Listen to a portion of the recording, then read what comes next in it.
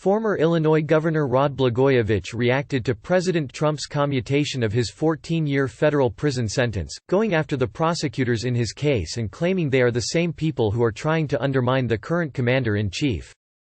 Blagojevich joined Trace Gallagher on The Story on Wednesday, did not name the officials but said the Illinois Republican congressional delegation, who put out a joint statement panning his release, had a point about public corruption but that they were aiming at the wrong target. The delegation wrote that Blagojevich is the face of public corruption in the land of Lincoln and hasn't shown remorse for his record of egregious crimes that undermine the trust placed in him by voters. We shouldn't let those who breach the public trust off the hook, they wrote. FMR Illinois Gov Rod Blagojevich's sentence commuted. Blagojevich, who said he considers himself a Trumpocrat, replied that the sentiment should be directed at the feds who put him in prison, and vociferously maintained his innocence. I agree with the sentiment expressed in that statement by the Illinois Republicans, but they are pointing that statement at the wrong place, he said. It shouldn't be pointed at me, it ought to be pointed at those uncontrolled, unaccountable lawless prosecutors who did this to me. I broke no laws, I crossed no lines. Blagojevich appeared to echo the president, who called the Chicagoans' case another Comey gang deal.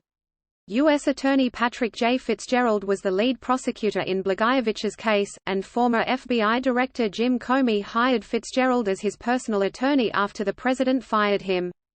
The ex-governor claimed that if the same legal standard applied to him by Fitzgerald, who he did not name, was applied to Capitol Hill lawmakers, they would end up in federal lockup like he did. Rivals slam Mike Bloomberg ahead of debates. I raised campaign contributions legally and lawfully. I never promised anything or threatened anyone in exchange for campaign contributions. The right to seek campaign contributions is not only necessary and routine in politics, it's also protected by the Constitution. It's considered the First Amendment right, he said. Blagojevich was famously caught on tape bragging that President Obama's then vacant Senate seat was a f***ing golden thing. The seat eventually went to the former Illinois Attorney General Roland Burris, who declined to seek re-election after the term expired. Without a promise or a threat, there is no crime, there's no quid pro quo, there is not in my case, and I appreciate what the congressmen are saying, but they ought to point those statements in the direction of the prosecutors who did this to me, and many of whom are the same people doing it to President Trump, he told host Trace Gallagher. Blagojevich praised Trump as a problem solver who defies party lines and orthodoxy to do what is right. He remarked that as a former Democratic governor, the Republican president gains no political capital by commuting his sentence. Click here to get the Fox News app.